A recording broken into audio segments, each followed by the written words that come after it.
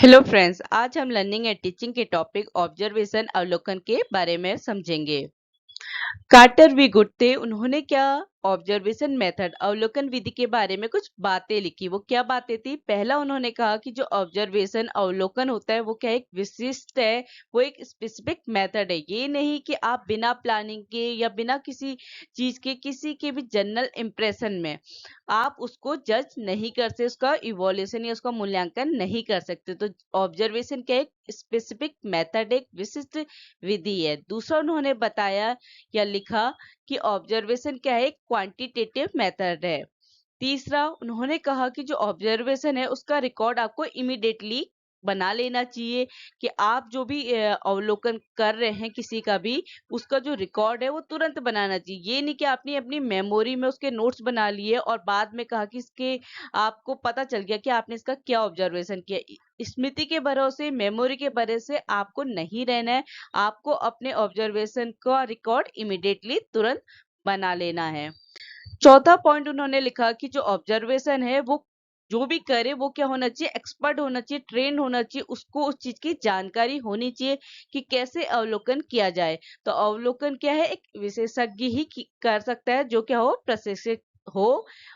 किसके बारे में? ऑब्जर्वेशन के बारे में। पांचवा पॉइंट था कि जो ऑब्जर्वेशनल रिजल्ट होते हैं, जो अवलोकन परिणाम होते हैं, उनकी जो रिलायबिलिटी और वैलिडिटी है, जो उनकी विश्वसनीयता और वैधता है, उसको सुनिश्चित करने के लिए इसे आप चेक कर सकते हैं। अगर आपने इसके रिकॉर्ड रखे हैं तो आप उसको बाद में चेक कर सकते हैं कि जो आपने ऑब्जर्वेशन किया है वो रिलायबल है या नहीं है, वो वैलिड है या नहीं है। इन चीजों की जानकारी कि वो विश्वसनीय है, वैध है, ये बातों को जानने के लिए आप ऑब्जर्वेशनल रिजल्टों को, अवलोकन परिणाम को क्या कर सकते हैं, चेक कर सकते हैं।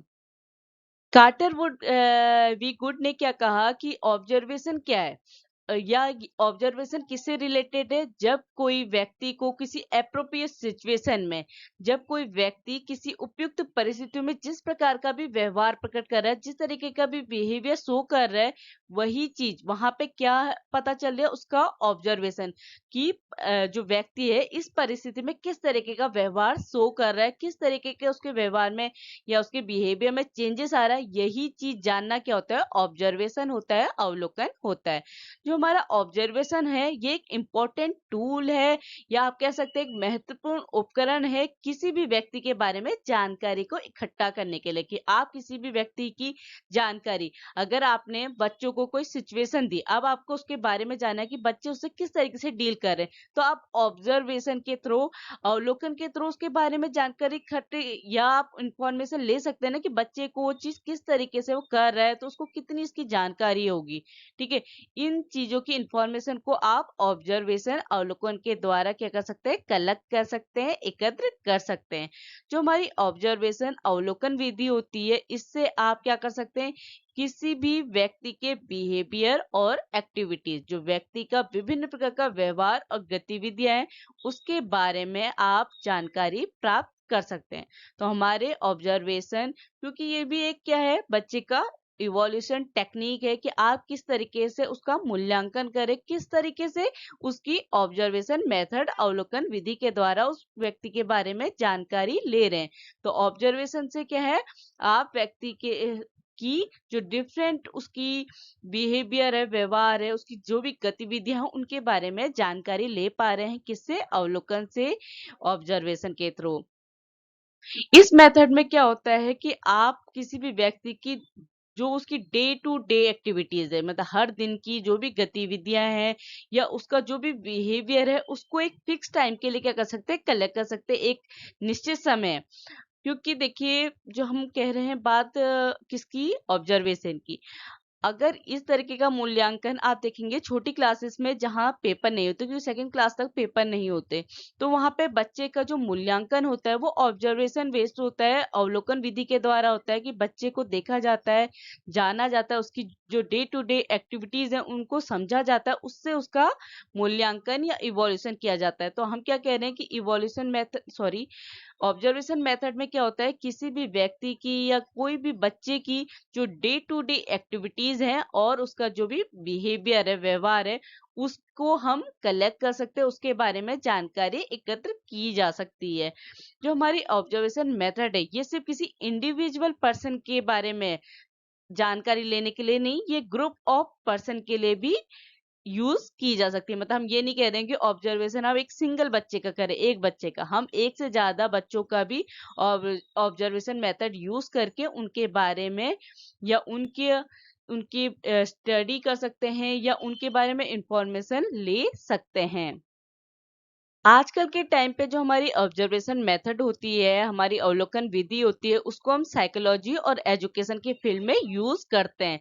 मतलब पहले के टाइम पे ऑब्जर्वेशन मेथड इतनी ज्यादा यूज नहीं की जाती थी, पर मनोविज्ञान और शिक्षा के क्षेत्र में, साइकोलॉजी और एजुकेशन के क्षेत्र में अब एजुकेशन जो ऑब्जर्वेशन मेथड है उसको यूज किया जाता है एज ए इवोल्यूशन टेक्निक। जो हमारी गाइडेंस प्रोसेस होती है, मार्गदर्शन प्रक्रिया होती है, अगर क्योंकि हमारा इवोल्यूशन मूल्यांकन का जो मेन एम है वो यही है कि बच्चे को जानना, समझना और उसको गाइड करना कि वो किस तरीके से अपने फ्यूचर को ब्राइट कर सकता है, कैसे अपने फ्यूचर को अच्छा कर सकता है। तो जो गाइडेंस प्रोसेस होती है, मार्गदर्शन प्रक्रिया होती है, उसमें हमारी ऑब्जर्वेशन मेथड कैसे हेल्प करती है, वो किसी भी जो इंडिविजुअल है उसको क्या करती है, उसकी स्टडी करके, उसको जान के, उसको ऑब्जर्व करके कि वो किस तरीके से उसको हम गाइड करके उसके फ्यूचर को ब्राइट कर सकते हैं। तो गाइडेंस प्रोसेस में भी हम किसी भी इंडिविजुअल, किसी भी व्यक्ति की स्टडी कर सकते हैं। अब बात करते हैं टाइप्स ऑफ ऑब्जर्वेशन। जो हमारा क्लासिफिकेशन होता है, वर्गीकरण होता है ऑब्जर्वेशन का, ये किसके अकॉर्डिंग होता है, जो भी सर्कमटेंसेस होते हैं, जो भी परिस्थितियों के अनुसार होता है। क्योंकि कार्टर वी गुड ने क्या लिखा, उनके अनुसार क्या है कि जो हमारा ऑब्जर्वेशन है वो कैसे डील करता है कि जो भी व्यक्ति के सामने सिचुएशन है, क्या है, जो भी परिस्थितियां हैं, व्यक्ति अपना किस तरीके का जो व्यवहार है, किस तरीके का उसका बिहेवियर है, उसको जिस तरीके से शो करता है वही चीज क्या होती है वहां पे। आप क्या कर रहे हैं, अवलोकन कर रहे हैं उस व्यक्ति का, उस बच्चे का। तो हमारा जो क्लासिफिकेशन होता है, वर्गीकरण होता है ऑब्जर्वेशन का, वो किस पे डिपेंड करता है, जो भी सरकमटेंसेस होती हैं, परिस्थितियां होती हैं, उनके अनुसार ही अवलोकन का वर्गीकरण या क्लासिफिकेशन किया जा सकता है। और ये कौन तय करेगा, जो व्यक्ति क्या है गाइडेंस प्रोवाइड कर रहा है, या आप समझ लीजिए टीचर, क्योंकि बच्चा तो गाइडेंस प्रोवाइड नहीं करेगा टीचर को। तो ये चीज कौन डिसाइड करेगा कि किस तरीके का अवलोकन का उपयोग करना है, किस तरीके का ऑब्जर्वेशन का यूज करना है, जो व्यक्ति क्या कर रहा है, गाइड कर रहा है। अब समझते हैं कि जो टाइप ऑफ ऑब्जर्वेशन है, सबसे पहले टाइप ऑफ ऑब्जर्वेशन में आता है क्लासिफिकेशन बाय जर्सिल और मिक्स। उनके द्वारा किस तरीके से उन्होंने ऑब्जर्वेशन को डिफाइन किया या क्लासिफाइड किया।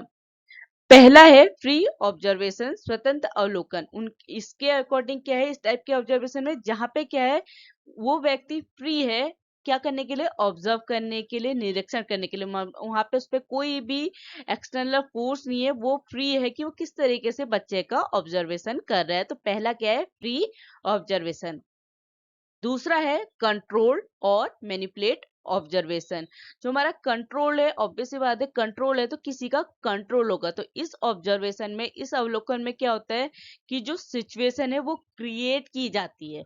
आपका फ्री ऑब्जर्वेशन नहीं हो रहा है कि आप कुछ भी कर रहे हैं, आप खेल रहे हैं तो आपको ऑब्जर्व किया जाए। यहाँ पे क्या है, जो सिचुएशन है, जो परिस्थितियां हैं, वो क्या क्रिएट की जाएंगी, बनाई जाएंगी, फिर आपका ऑब्जर्वेशन किया जाएगा, अवलोकन किया जाएगा। तीसरा है partially control observation. Partially means आंशिक, कंट्रोल मतलब नियंत्रित करना। तो यहाँ पे क्या होता है, पार्शियली कंट्रोल ऑब्जर्वेशन में ये मिक्स्ड होता है फ्री और कंट्रोल जो हमारी ऑब्जर्वेशन मेथड है। मतलब यहाँ पे बच्चा फ्री भी होगा पर सिचुएशन बनाई गई होंगी, पर उसको इस तरीके से दिखाया जाएगा कि वो फ्री है अपना खेलने के लिए या इस काम को करने के लिए। इस तरीके से ऑब्जर्वेशन अवलोकन किया जाएगा। सेकेंड टाइप का जो हमारा ऑब्जर्वेशन है वो किसने बताया, बॉनी एंड हेम्पल मैन ने। उनके अकॉर्डिंग क्या है, ऑब्जर्वेशन टू टाइप का होता है। पहला कैजुअल ऑब्जर्वेशन, दूसरा कंट्रोल ऑब्जर्वेशन। अब हमारे जो बॉनी और हेम्पलमैन है, उन्होंने क्या कहा कि जो कंट्रोल ऑब्जर्वेशन होता है, पहला कैजुअल, दूसरा कंट्रोल, उसमें जो दूसरा कंट्रोल ऑब्जर्वेशन है वो 2 टाइप का होता है। उसमें पहले में क्या होता है कि जो हमारा ऑब्जर्वेशन हो रहा है, किस चीज का हो रहा है, जो भी हमारा डेफिनेट टास्क और हमारा बिहेवियर, जो भी निश्चित कार्य और व्यवहार है, उसका अवलोकन होगा सबसे पहले। उसके बाद क्या होगा, जो हमारा बिहेवियर ऑब्जर्व हो रहा है कुछ स्पेशल सिचुएशन में। पहले तो हमारा कोई भी जो निश्चित कार्य है या हमारा जो बिहेवियर है, उसका क्या हो रहा है, अवलोकन हो रहा है, किसमें, कंट्रोल ऑब्जर्वेशन में। फिर उसके बाद क्या होगा, कोई स्पेशल सिचुएशन होंगी, उसके अकॉर्डिंग हमारे बिहेवियर को ऑब्जर्व किया जाएगा, व्यवहार को ऑब्जर्व किया जाएगा। आप इस बात को याद रखें कि जो ऑब्जर्वेशन है उसमें 2 चीज इंपॉर्टेंट, एक तो सिचुएशन, दूसरा बिहेवियर। सिचुएशन के अकॉर्डिंग ही आपका व्यवहार चेंज होगा। अगर आपको एक ऐसा तरीके का माहौल मिल रहा है, इस तरीके की सिचुएशन मिल रही है जहां आपको आपको हंसी आ रही है, या आपको ऐसी मूवी दिखाई जा रही है कि वो क्या है, आपको हंसा रही है, तो वहां पे सिचुएशन ही इसी तरीके की क्रिएट हुई है कि आपका बिहेवियर या आपका व्यवहार किस तरीके का, हंसने का। इसी के अपोजिट आपको खेलने के मैदान में खेलने के लिए छोड़ा जाए तो आपको हंसी नहीं आएगी, ठीक है, वहां पे आप खेलने के लिए आप एफर्ट लगाएंगे जीतने के लिए, तो उस तरीके की सिचुएशन क्रिएट हो रही है, तो आपका उसी तरीके का व्यवहार होगा। तो उस तरीके का भी ऑब्जर्वेशन होगा। तो ऑब्जर्वेशन में, अवलोकन में 2 चीज इंपॉर्टेंट है, एक बिहेवियर, दूसरा सिचुएशन। तो कंट्रोल सिचुएशन में क्या, ऑब्जर्वेशन में क्या होगा, पहले तो जो डेफिनेट टास्क है और बिहेवियर है उसका ऑब्जर्वेशन होगा, उसका अवलोकन होगा। दूसरे केस में कुछ स्पेशल सिचुएशन दी जाएंगे, उसमें आपका बिहेवियर को ऑब्जर्व, आपके व्यवहार को ऑब्जर्व या देखा जाएगा। आप कह सकते हैं कि सेकंड टाइप में, क्योंकि फर्स्ट टाइप में तो क्या है, जो भी एक निश्चित कार्य है, जो भी आपका व्यवहार है, उसको ऑब्जर्व किया जा रहा है, पर सेकंड टाइम में कुछ स्पेशल सिचुएशन, कुछ विशेष परिस्थितियां बनाई जा रही हैं आपके बिहेवियर को देखने के लिए। तो सेकंड वाले टाइप में क्या हो सकता है, जो सिचुएशन है वो कौन क्रिएट कर रहा है, ऑब्जर्वर या जो भी आपका टीचर। आप कह सकते हैं कि जो हमारा कंट्रोल ऑब्जर्वेशन होता है, उसमें जो हमारी कंडीशन है या आपका जो बिहेवियर है वो कंट्रोल्ड कंडीशन में ऑब्जर्व किया जाता है, क्योंकि यहाँ पे क्या है, स्थितियां या कंडीशन क्या है, कंट्रोल की जा रही है। ऑब्जर्व पे डिपेंड करता है कि वो किस तरीके की कंडीशन बना रहा है। तो यहाँ पे उसी तरीके का बिहेवियर का फ्री ऑब्जर्वेशन तो हो नहीं रहा है, आपका ऑब्जर्वेशन कैसा हो रहा है, कंट्रोल। आप कोई कंट्रोल कर रहा है आपके व्यवहार में कि उस किस तरीके का आप चेंजेस ला रहे हैं अपने व्यवहार में, तो ये होता है कंट्रोल ऑब्जर्वेशन। तीसरा टाइप है हमारा classification according to number of individual. यहाँ पे जो हमारा वर्गीकरण हो रहा है, क्लासिफिकेशन हो रहा है, किसके अकॉर्डिंग, नंबर ऑफ इंडिविजुअल, व्यक्तियों की संख्या पे। तो हम क्या कह रहे हैं, 2 टाइप का होता है। पहला इंडिविजुअल ऑब्जर्वेशन, जहाँ पे क्या है, एक व्यक्ति का ऑब्जर्वेशन, अवलोकन हो रहा है। दूसरा ग्रुप ऑब्जर्वेशन, क्योंकि जो कार्टर भी गुड थे, उन्होंने कहा कि, उन्होंने क्या लिखा है कि जो ऑब्जर्वेशन होता है वो सिर्फ इंडिविजुअल का नहीं, ग्रुप का भी ऑब्जर्वेशन, अवलोकन हो सकता है। तो इसलिए जो हमारा ऑब्जर्वेशन होता है उसको हम नंबर ऑफ इंडिविजुअल में भी क्लासिफाइड कर सकते हैं कि वो क्या है, व्यक्तियों की संख्या के अकॉर्डिंग भी वर्गीकृत, क्लासिफाइड किया सकता है। वो क्या है, पहला इंडिविजुअल ऑब्जर्वेशन, दूसरा है ग्रुप ऑब्जर्वेशन। इसके बाद आता है क्लासिफिकेशन अकॉर्डिंग टू सिचुएशन, किस तरीके की स्थिति है उसके अकॉर्डिंग क्या है, क्लासिफाइड किया जा रहा है।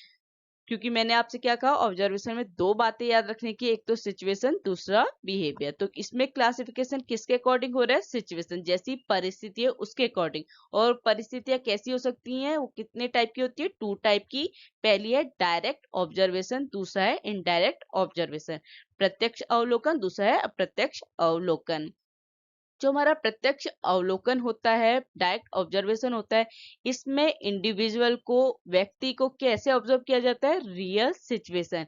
क्योंकि डायरेक्ट ऑब्जर्वेशन में ये समझ ले कि यहाँ पे किसी का भी कंट्रोल नहीं है, फ्री सिचुएशन है, रियल सिचुएशन है, बच्चा खेल रहा है, बस उसको क्या किया जा रहा है, उसका अवलोकन किया जा रहा है, उसका ऑब्जर्वेशन किया जा रहा है। तो सिचुएशन के अकॉर्डिंग कितने टाइप का होता है हमारा ऑब्जर्वेशन, 2 टाइप का, डायरेक्ट और इनडायरेक्ट। डायरेक्ट ऑब्जर्वेशन में क्या होता है, इंडिविजुअल को रियल सिचुएशन, वास्तविक स्थितियों में उसका ऑब्जर्वेशन, अवलोकन किया जाता है। डायरेक्ट में तो आप रियल सिचुएशन में कर रहे हैं, पर हमारे जो इनडायरेक्ट ऑब्जर्वेशन होता है, अप्रत्यक्ष अवलोकन में होता है, उसमें क्या होता है, किसी भी व्यक्ति को समझने के लिए, किसी भी पर्सन को जानने के लिए जो भी इंफॉर्मेशन कलेक्ट की है, उनसे व्यक्ति का क्या किया जाता है, अवलोकन किया जाता है। मतलब इनडायरेक्ट ऑब्जर्वेशन में क्या है, जो भी इंफॉर्मेशन आपके पास उस व्यक्ति की है, आप उसको समझने के लिए ऑब्जर्व करेंगे। ठीक है, तो इसलिए क्या होता है कि जो भी हमारी इंफॉर्मेशन कलेक्ट की है, वो क्या होनी चाहिए, रिलायबल इंफॉर्मेशन होनी चाहिए, विश्वसनीय जानकारी होनी चाहिए। क्योंकि हम यहाँ पे क्या करें, इनडायरेक्ट ऑब्जर्वेशन में जो भी इंफॉर्मेशन हमारे पास है, उससे उस व्यक्ति को समझ रहे हैं, जान रहे हैं, या उसका ऑब्जर्वेशन कर रहे हैं। इसीलिए जो हमारा डायरेक्ट ऑब्जर्वेशन होता है, एक सिस्टमेटिक ऑब्जर्वेशन होता है, एक व्यवस्थित अवलोकन के रूप में जाना जाता है। पांचवा टाइप आता है स्टैंडर्डाइज एंड नेचुरल ऑब्जर्वेशन। जो हमारा स्टैंडर्डाइज ऑब्जर्वेशन होता है, मानने की अवलोकन होता है, वो क्या है कि हम इसको कब करते हैं, जब हमको इसकी आवश्यकता पड़ती है। स्टैंडर्डाइज मीन्स कोई स्टैंडर्ड फिक्स है, आप उस व्यक्ति को कंपेयर कर रहे हैं, उस स्टैंडर्ड के जो भी मानक हैं, जो भी मानक के पैरामीटर हैं, उसको वो मैच कर रहा है या कंपेयर करते हैं उस स्टैंडर्ड से। ठीक है, स्टैंडर्डाइज मीन्स क्या होता है, कोई स्टैंडर्ड है, कोई एक मानक है, कुछ माप है कि व्यक्ति ने उन माप को क्या करना है, उन तक पहुंचना है या उनके आसपास पहुंचना है। तो कंपैरिजन होता है जहाँ पे, वहां पे स्टैंडर्डाइज मेथड यूज होती है, मतलब इस तरीके का ऑब्जर्वेशन किया जाता है। और हमारा दूसरा नेचुरल ऑब्जर्वेशन, ये क्या होता है, इसमें पर्सन की जो डे टू डे एक्टिविटीज होती हैं, उनको नेचुरल वे में, प्राकृतिक तरीकों से देखा जाता है, ऑब्जर्व किया जाता है। छठा टाइप है हमारा एक्सटर्नल एंड इंटरनल ऑब्जर्वेशन।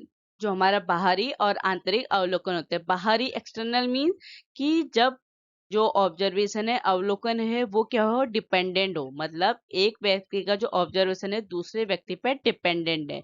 जब आपकी क्वालिटीज को कोई व्यक्ति क्या कर रहा है, ऑब्जर्व कर रहा है, उनको रिकॉर्ड कर रहा है, तो इस टाइप के ऑब्जर्वेशन को कहते हैं एक्सटर्नल ऑब्जर्वेशन, बाहरी अवलोकन। दूसरा इंटरनल ऑब्जर्वेशन, जब क्या है, कोई व्यक्ति अपना खुद का ऑब्जर्वेशन कर रहा है, जब वो अपने, क्योंकि इंटरनल मतलब स्वयं, आंतरिक, कोई बाहर से आपको नहीं समझ रहा, आप खुद से अपना सेल्फ मोटिवेटेड ऑब्जर्वेशन कर रहे हैं, क्योंकि आप खुद से ये जान रहे हैं कि आप कितना समझ रहे हैं, कितना जान रहे हैं, ये कोई दूसरा आपको ऑब्जर्व नहीं कर रहा, दूसरा आपका अवलोकन नहीं कर रहा। जब आप स्वयं अपना अवलोकन कर रहे हैं, उसे कहते हैं इंटरनल ऑब्जर्वेशन। सातवां टाइप का है डायरेक्टेड और फाइंडिंग। जो डायरेक्टेड और फाइंडिंग ऑब्जर्वेशन होता है, इसमें क्या होता है, इसमें किसी भी व्यक्ति का ऑब्जर्वेशन किस बेस पे होता है, जो रेडीमेड लिस्ट है, मतलब एक लिस्ट तैयार है, बच्चा उस चीज को मार्क करना चाहिए कि मतलब जो भी उस लिस्ट में है, बच्चे का ऑब्जर्वेशन उसके अकॉर्डिंग होना चाहिए।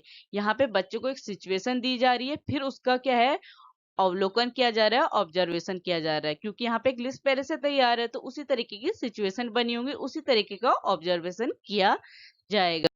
टाइप के बाद हम बात करते हैं स्टेप्स के, अपने चरणों के, कि हमारे सिस्टमेटिक ऑब्जर्वेशन के क्या स्टेप है। पहला है selection of various aspect of behaviour for observation, कि जो आपके अवलोकन हेतु व्यवहार हैं, उनके जो भी एस्पेक्ट हैं, जो भी पहलू हैं, उनका हम सिलेक्शन करें।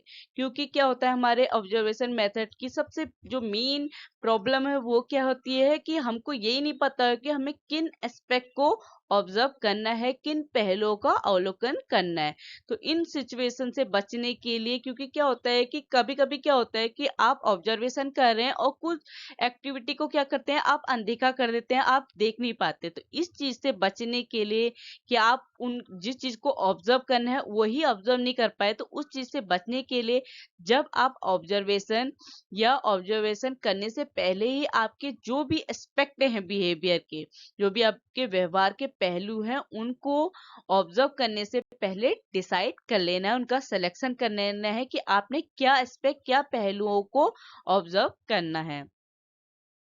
दूसरा स्टेप है कि जो भी आपने अपने एस्पेक्ट, जो भी अपने पहलुओं को सिलेक्ट किया है अपना, उनका जो मीनिंग है वो क्या होना चाहिए, क्लियर होना चाहिए। जो भी आपने बिहेवियर सिलेक्ट किए हैं, जो भी चयनित व्यवहार है आपके, वो आपके होने, उनका मीनिंग जो होना चाहिए, क्लियर होना चाहिए। क्योंकि अगर क्या है, आपके दो व्यक्ति ऑब्जर्वेशन कर रहे हैं, अगर आपको जो भी आपके बिहेवियर, जो भी व्यवहार को आपने सिलेक्ट किया, उनका मीनिंग क्लियर नहीं है, तो जो रिजल्ट होगा जो ऑब्जर्वेशन होगा वो क्या हो जाएगा, भिन्न हो जाएगा। ठीक है, तो इसलिए पहला तो हमको क्या है, जो भी हमारे एस्पेक्ट के बिहेवियर हैं, जो भी हमारे व्यवहार के पहलू हैं, उनको सेलेक्ट करना है। दूसरा, उन व्यवहारों का मीनिंग क्लियर होना चाहिए, उनका अर्थ स्पष्ट होना चाहिए कि आप जिन भी पहलुओं के व्यवहारों को ऑब्जर्व कर रहे हैं, उनका अवलोकन कर रहे हैं, उनका मीनिंग आपको क्लियर होना चाहिए, वरना क्या है, रिजल्ट डिफर हो जाएगा, भिन्न हो जाएगा। तीसरा स्टेप है ट्रेनिंग ऑफ ऑब्जर्वर। जो हमारा ट्रेनर है, जो भी हमारा ऑब्जर्वेशन कर रहा है, उसको क्या है, जो ट्रेनिंग होनी चाहिए वो उन्हें प्रोवाइड होनी चाहिए। क्योंकि अगर उन्हें ट्रेनिंग नहीं मिली है, प्रशिक्षण नहीं मिला है, तो वो क्या है, यहाँ पे जो स्कोरिंग है उसमें क्या होगा, डिफरेंस आ जाएगा, डेविएशन आ जाएगा। क्योंकि किसी व्यक्ति को अगर जानकारी नहीं है तो वो चीज, वो काम सही से कर नहीं पाएगा। तो इसीलिए जो ऑब्जर्वर है, जो ऑब्जर्वेशन कर रहा है, उसको प्रॉपर ट्रेनिंग दी जानी चाहिए।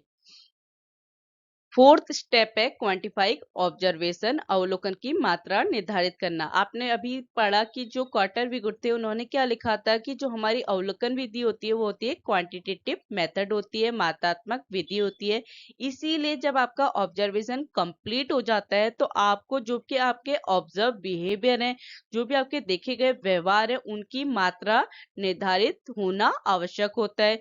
और ये जो क्वांटिटी है वो क्या होती है, नंबर्स की फॉर्म में हो सकती है, या आप सिंपली कह सकते हैं कि जो क्वांटिफिकेशन ऑफ ऑब्जर्वेशन है, जो प्रेक्षणों का प्रमाणीकरण है, उसका मीन्स क्या होता है कि जो भी ऑब्जर्वेशन, जो भी आपके बिहेवियर के ऑब्जर्वेशन रिपीट हो रहे हैं, आप उनको नंबर्स की फॉर्म में लिख सकते हैं। क्योंकि अगर आपके क्वांटिफिकेशन है ऑब्जर्वेशन का, तो आप सिंपली, अगर कोई बिहेवियर क्या हो रहा है, रिपीट हो रहा है, बार बार हो रहा है, तो आप उनको नंबर में लिख सकते हैं कि ये चीजें क्या हो रही है, रिपीट हो रही हैं। इसलिए ऑब्जर्वेशन का क्वांटिफाइंग होना आवश्यक होता है, नेसेसरी होता है। इसके बाद फिफ्थ स्टेप है रिकॉर्डिंग और राइटिंग रिपोर्ट। जो हमारा रिकॉर्डिंग और राइटिंग रिपोर्ट होता है, उसमें क्या है, जो भी आपके ऑब्जर्व फैक्ट हैं, जो भी आपने अवलोकन किया है ऑब्जर्वेशन का, उनको क्या करना चाहिए, रिकॉर्ड कर लेना चाहिए, लिख लेना चाहिए। क्योंकि आप अपनी मेमोरी में उन रिजल्ट्स को रख नहीं सकते, क्योंकि आप भूल जाएंगे। तो इसीलिए जो भी आपके रिकॉर्ड आया, जो भी आपके ऑब्जर्वेशन का रिजल्ट आया, उनको आपको रिकॉर्ड या नोट डाउन कर लेना चाहिए। क्यों, इनको रिकॉर्ड करने के लिए आप कोड वर्ड यूज कर सकते हैं, क्योंकि जो आपके वेरियस कैटेगरीज है बिहेवियर की, क्योंकि आपके फर्स्ट स्टेप में क्या है कि आपके जितने भी व्यवहार के पहलू हैं, जितने भी आपके एस्पेक्ट ऑफ बिहेवियर है, आपको उनको सेलेक्ट करना है। तो जो भी बिहेवियर की कैटेगरीज है, उनको आपने कोड वर्ड बना लेने हैं, उनको यूज करके आप रिकॉर्ड रख सकते हैं एक प्रॉपर मेथड में। क्योंकि आप पूरा का पूरा तो लिख नहीं सकते, तो उनको कोड वर्ड में उन बिहेवियर्स को या उन ऑब्जर्वेशन को आप नोट डाउन कर सकते हैं। इसके अलावा जो रिकॉर्डिंग या नोट डाउन के अलावा आप टेप रिकॉर्डिंग और फोटोग्राफी को भी यूज कर सकते हैं रिकॉर्ड रखने के लिए।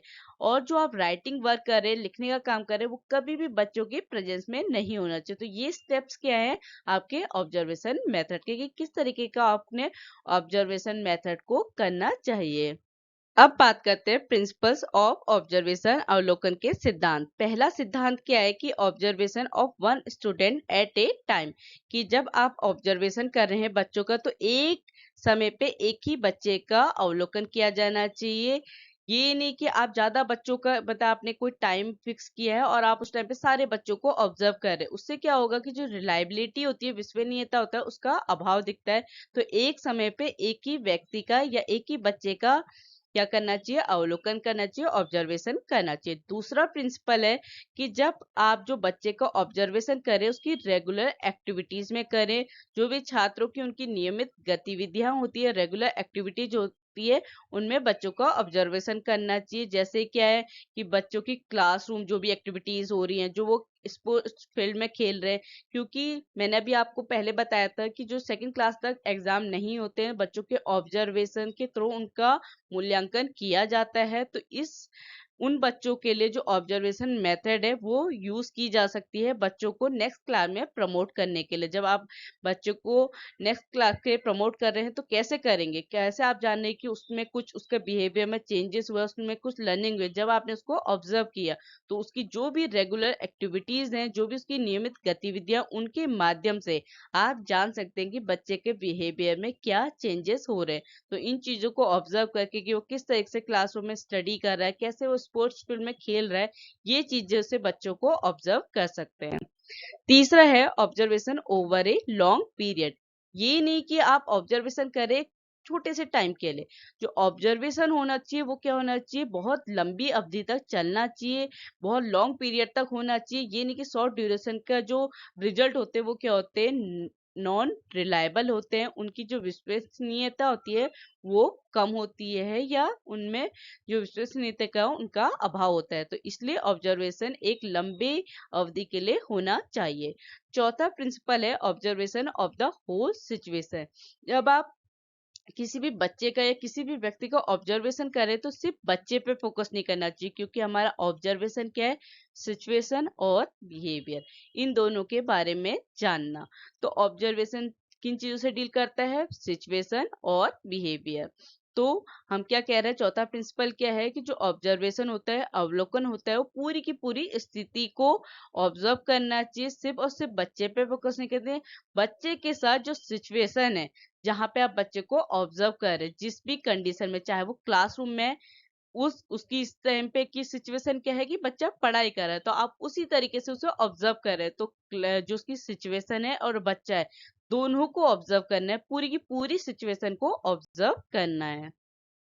अब समझते हैं कि हमारी जो ऑब्जर्वेशन मेथड है उसके क्या एडवांटेज है, क्या लाभ है। पहला क्या है कि जो ऑब्जर्वेशन मेथड होती है वो यूजफुल होती है दोनों ही सिचुएशन, चाहे वो इंडिविजुअली हो रही हो या ग्रुप में। मतलब हम व्यक्तिगत का भी ऑब्जर्वेशन कर सकते हैं या समूह का भी ऑब्जर्वेशन करते हैं। दोनों ही सिचुएशन में, दोनों ही स्थिति के लिए क्या है, ऑब्जर्वेशन मेथड यूजफुल होती है, उपयोगी होती है। दूसरा क्या है कि जो ऑब्जर्वेशन मेथड है वो हर कोई व्यक्ति इसको यूज कर सकता है। क्यों? क्योंकि उसमें कोई स्पेशल ट्रेनिंग की जरूरत नहीं होती। आपको सिंपल इसके बारे में जानकारी होनी चाहिए कि आप किस तरीके के सिचुएशन को आपने ऑब्जर्व करना है, किस तरीके से बच्चे को ऑब्जर्व करना है। इतनी ही ट्रेनिंग आपके लिए सफिशियंट है। बच्चे को ऑब्जर्व करने के लिए कोई स्पेशल या कंप्रिहेंसिव ट्रेनिंग की नीड नहीं होती है ऑब्जर्वेशन मेथड में। तो ये एडवांटेज है किसका, अवलोकन विधि का। तीसरा है कि जो ऑब्जर्वेशन मेथड होती है, ये जो छोटे बच्चे होते हैं, मैंने अभी बताया ना कि 2 साल तक के बच्चों को, सॉरी 2 साल के नहीं, सेकंड क्लास तक के बच्चों के एग्जाम नहीं होते, तो उनको कैसे नेक्स्ट क्लास में प्रमोट किया जाता है, ऑब्जर्वेशन मेथड के। तो उनका मूल्यांकन कैसा हो रहा है, ऑब्जर्वेशन की, बच्चा किस तरीके से पढ़ रहा है। क्योंकि जो छोटे बच्चे होते हैं उनकी जो नॉलेज ऑफ लैंग्वेज होती है, जो भाषा का ज्ञान होता है, वो बहुत लिमिटेड होता है, बहुत सीमित होता है, उनको बहुत ज्यादा ज्ञान नहीं होता। वो अपनी एक्टिविटीज के थ्रू अपने को एक्सप्रेस कर पा सकते हैं, अपने बारे में, मतलब उनको जो भी लर्निंग हुई है, उनका जो भी बिहेवियर चेंजेस हुआ है, वो अपनी फीलिंग के थ्रू, अपनी एक्टिविटीज के थ्रू क्या है, एक्सप्रेस कर पाते हैं। इसीलिए जो ऑब्जर्वेशन मेथड है वो किन पे यूज हो सकती है, जो छोटे बच्चे होते हैं उनकी एक्टिविटीज को देख के हम उनको ऑब्जर्व कर सकते हैं, उनका मूल्यांकन कर सकते हैं।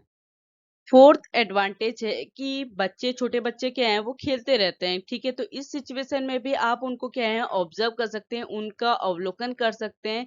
इससे क्या है, नेचुरल सिचुएशन में भी आप बच्चों को ऑब्जर्व कर पा रहे हैं। तो ये इसका एडवांटेज है, क्योंकि बच्चे क्या, जो छोटे बच्चे होते हैं वो खेल, उनको एक्टिविटीज दे दो तो उससे ज्यादा उनका पढ़ने में इंटरेस्ट बना रहता है। पर आपको उनको ये जानना है कि उनका बिहेवियर चेंज हुआ है या नहीं हुआ है, लर्निंग हुई है या नहीं हुई है। तो इसके लिए आपको उनको ऑब्जर्व करना पड़ेगा, पर खेल के माध्यम से। क्योंकि छोटे बच्चों की बात करें, क्योंकि ये जो ऑब्जर्वेशन मेथड है ये छोटे बच्चों पे, जो मेनली आप कह सकते हैं कि छोटे बच्चों में यूज की जाती है। पांचवा का एडवांटेज है कि जो ऑब्जर्वेशन में जो रिकॉर्ड है वो क्या है, एक्चुअल है, रियल है। क्योंकि ये क्या है, आप बच्चों को देख के आप रिकॉर्ड बना रहे हैं, ठीक है। यहाँ पे कोई एक्स्ट्रा कुछ भी नहीं हो रहा है, जो सामने हो रहा है उसी चीज को ऑब्जर्व किया जा रहा है, उसी बिहेवियर को रिकॉर्ड किया जा रहा है। तो जो ऑब्जर्वेशन है वो रियल और एक्चुअल होता है। छठा है कि जो भी आपने डेटा कलेक्ट किया है वो क्या होता है, रियलिस्टिक होता है। उसके जो भी आप कह रहे हैं कि जो भी आपने आंकड़े, जो भी डेटा आपने एकत्रित किया है ऑब्जर्वेशन का, वो क्या होता है, आप कह सकते हैं सही होता है। सातवां है कि जो भी इमोशनल और सोशल रिएक्शन होता है, क्योंकि बच्चों में या छोटे बच्चों में उनकी एज के अकॉर्डिंग इमोशनल और सोशल डेवलपमेंट होता है। क्योंकि हमने पढ़ा, हमने अपने चाइल्डहुड एंड ग्रोइंग अप में कि बच्चों में क्या होता है, इस एज में इमोशनल और सोशल डेवलपमेंट होता है। तो इसको भी आप इजीली ऑब्जर्व कर सकते हैं कि बच्चे में इमोशनल और सोशल डेवलपमेंट सही से हो रहा है या नहीं हो रहा है। ये भी आसानी से ऑब्जर्व किया जा सकता है अवलोकन विधि के द्वारा। आठवां हमारा एडवांटेज है कि जो टीचर है वो एकेडमिक सिचुएशन में ऑब्जर्वेशन मेथड को इजीली यूज कर सकते हैं, क्योंकि क्या है, सिंपली क्लास में, आप छोटे बच्चों की बात छोड़िए, बड़े बच्चे हैं, अब टीचर क्या है, अपने बच्चों को ऑब्जर्व करके, देख के, उनका अवलोकन करके समझ सकती है कि बच्चे का बिहेवियर में चेंजेस आ रहा है। कैसे? एकेडमिक सिचुएशन, जब पढ़ाई का माहौल है और ऑब्जर्वेशन मेथड के तो टीचर क्या है, बच्चे को ऑब्जर्व कर सकती है, उसको अवलोकन उसका कर सकती है। जो नौवा एडवांटेज है वो क्या है कि ये कंटिन्यूअस ऑब्जर्वेशन क्या है, जो टीचर और ऑब्जर्वर होता है, जो भी ऑब्जर्वर हो या टीचर हो, उससे क्या होता है, टीचर के जो सेंस ऑर्गन है वो बहुत ज्यादा स्किल्ड हो जाते हैं, कुशल हो जाते हैं, क्योंकि ऑब्जर्वेशन में क्या है, कंटिन्यूअसली ऑब्जर्वेशन होता है, एक निरंतर अवलोकन होता है। ये नहीं कि क्योंकि हमको जो ऑब्जर्वेशन है एक लॉन्ग पीरियड के लिए करना है, शॉर्ट ड्यूरेशन के लिए नहीं होता, लॉन्ग पीरियड के लिए होता है। इससे क्या होता है, जो टीचर्स हैं या जो ऑब्जर्वर होता है, उनके सेंस ऑर्गन भी क्या हो जाते हैं, स्किल्ड हो जाते हैं, इंद्रियां जो हो जाती है और कुशल हो जाती हैं। 10वां हमारा एडवांटेज है कि जो कोचिंग है उसमें स्पोर्ट्स स्किल को भी ऑब्जर्व किया जाता है, क्योंकि अगर आप बच्चे खेल रहे हैं और खेल को आप उसको ऑब्जर्व करके देख के आप बता सकते हैं कि इसका जो स्पोर्ट्स स्किल है, जो खेल कौशल है, वो कितना कुशल है। 11वां एडवांटेज है कि ये मेथड क्या होती है, बहुत चीपर होती है, सस्ती होती है, क्योंकि आपको कोई भी डिवाइस की नीड नहीं है, कोई भी लेबोरेटरी इक्विपमेंट की जरूरत नहीं है। यहाँ पे सिर्फ आपको ऑब्जर्वेशन करना, अपने स्किल्स को यूज करना है और बच्चे को ऑब्जर्व करना है, उसका अवलोकन करना है। 12वां एडवांटेज है कि ये मेथड क्या होती है, फ्लेक्सिबल होती है और किसी भी सिचुएशन में यूज की जा सकती है, कि किसी भी परिस्थिति में आप ऑब्जर्वेशन मेथड को यूज कर सकते हैं। अब समझते हैं कि जो हमारी ऑब्जर्वेशन अवलोकन विधि होती है, उसकी क्या लिमिटेशन, क्या डिमेरिट है, क्या सीमाएं, क्या अवगुण है। पहला क्या है कि जो हमारा ऑब्जर्वेशन मेथड होती है, कभी कभी ये जो टास्क है, ये जो मेथड है, ये क्या हो जाती है, पार्शियल हो जाती है या फुल ऑफ फेवरेटिज्म हो जाती है, कभी कभी आंशिक या पक्षपात से भरी हो जाती है, क्योंकि जो ऑब्जर्वर है वो कौन है, टीचर है, तो वो क्या होता है, कभी कभी इन्फ्लुएंस हो जाता है बच्चे से, क्योंकि कुछ बच्चे की कुछ अच्छी क्वालिटीज है, उन्हीं पे कंसंट्रेट करता है, वो पूरी की पूरी सिचुएशन को, होल सिचुएशन को ऑब्जर्व नहीं कर पाता। तो ये चीज क्या है, हमारी ऑब्जर्वेशन मेथड की एक लिमिटेशन कह लीजिए, या इसका एक अवगुण है। दूसरा क्या है कि जो आप डिस्क्रिप्शन लिख रहे हैं अपनी ऑब्जर्वेशन मेथड में, वो क्या हो जाते हैं, डिफर हो जाते हैं, क्योंकि आपने बच्चों के सामने लिखने हैं, बच्चों आपने ऑब्जर्व करना है, बच्चों के जाने के बाद या उनसे हट के वो चीज लिखनी है। तो कभी कभी क्या हो जाता है कि जो आप लिखने में, जो भी आप डिस्क्रिप्शन लिख रहे हैं अपने ऑब्जर्वेशन का, वो क्या हो जाता है, भिन्न हो जाता है। तीसरा है कि जो ऑब्जर्वेशन होती है टाइम कंज्यूम होती है, क्योंकि इसमें ऑब्जर्वेशन क्या है, शॉर्ट टाइम के लिए नहीं होता है, ये एक लॉन्ग टाइप में मेथड है, लॉन्ग पीरियड के लिए आप इस मेथड को यूज करते हैं, क्योंकि शॉर्ट टाइम के लिए आपके जो रिजल्ट हैं वो रिलायबल नहीं होते हैं, वो विश्वसनीय नहीं होते। इस चक्कर में क्या हो जाता है, इसमें टाइम ज्यादा लग जाता है, कभी कभी ये मेथड क्या हो जाती है, टाइम कंज्यूमिंग हो जाती है। चौथा क्या है कि जो मेंटल और फिजिकल फैटिग्यू है, जो शारीरिक और मानसिक थकान होती है, अगर जो ऑब्जर्वर है वो थका हुआ है, मेंटली हो या फिजिकली, तो उससे क्या है, जो ऑब्जर्वेशन के रिजल्ट हैं, जो भी ऑब्जर्वेशन मेथड में बिहेवियर चेंजेस के जो रिजल्ट है, वो क्या हो जाएंगे, प्रभावित हो जाएंगे, इन्फ्लुएंस हो जाएंगे, अगर जो ऑब्जर्वर या टीचर क्या है, मेंटली या फिजिकली थका हुआ है।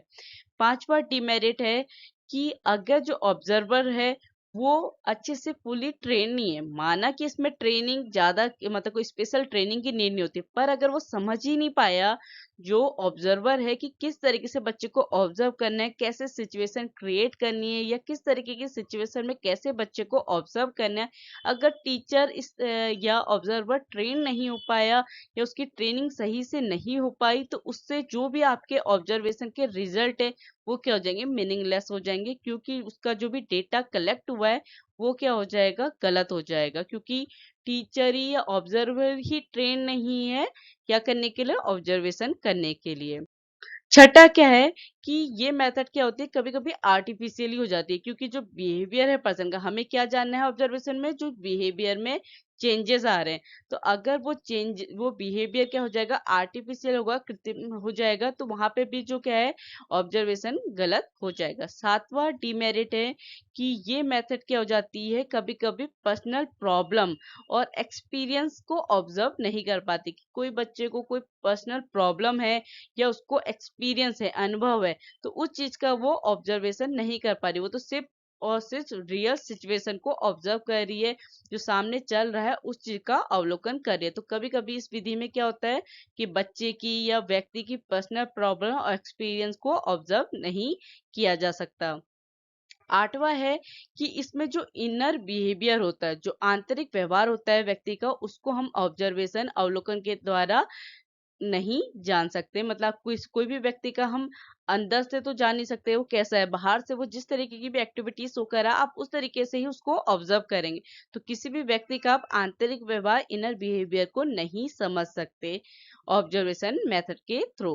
तो इससे क्या है कि आप बाहर जो बच्चा जिस तरीके का व्यवहार दिखा रहा है, शो कर रहा है, आप उसी का ऑब्जर्वेशन कर सकते हैं।